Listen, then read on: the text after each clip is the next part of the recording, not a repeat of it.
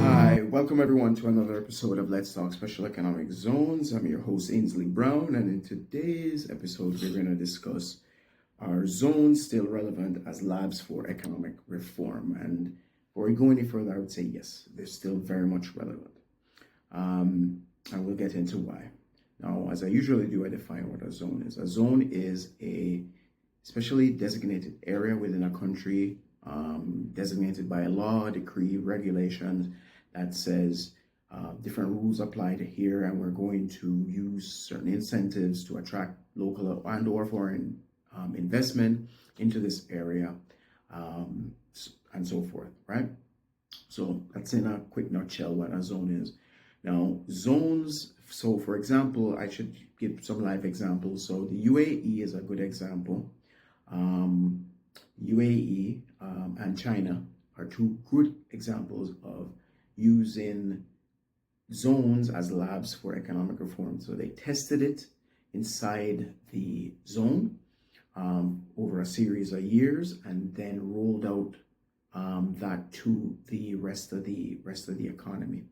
And what that does is what zones offer you is a mechanism to contain those reforms, just in case they're negative, or they may be positive, but the economy may not be able to handle them in one go. So what the zones do or give you or offer is an opportunity to put, just like a lab, put it in a controlled space and see what works. Also, it gives you the opportunity to refine it and then be able to roll it out to the rest of the economy.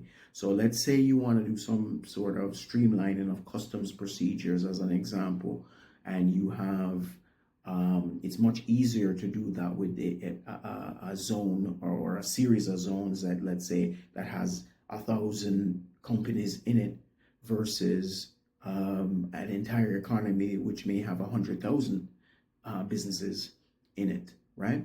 So you figure it out, and of course zones expand over time, so it's naturally scaling with it, and as you experiment, etc.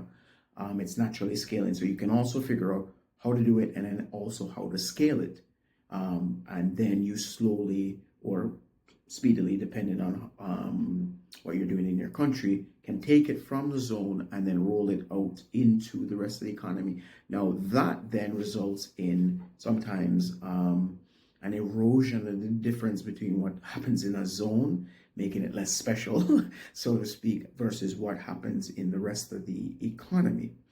But that's not necessarily a bad thing that the two are starting to come close together. And another good example is Ireland. In fact, many ways you could say the Shannon Free Zone was the victim of its own success. So it did so well.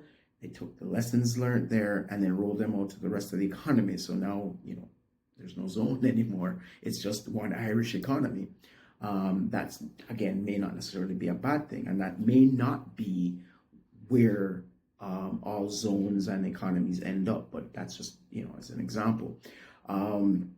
Additionally, it's important to be clear that